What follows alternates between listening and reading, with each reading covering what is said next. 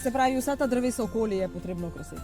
Ja, tako je. Ko pridemo na teren, pričnemo z okrasitvijo, še prej pa same okraske oziroma like pripravimo v delavnici, jih pripeljemo na teren in pričnemo z montažo. Trenutno smo na Petkovškovem nabrežju, na varni višini približno 10 metrov, kjer v krošnje dreves montiramo like in pa lučne girlande. V 2 mesecih, kolikor bo trajala sama montaža, bomo zmontirali približno 800 likov in pa približno 50 km lučk.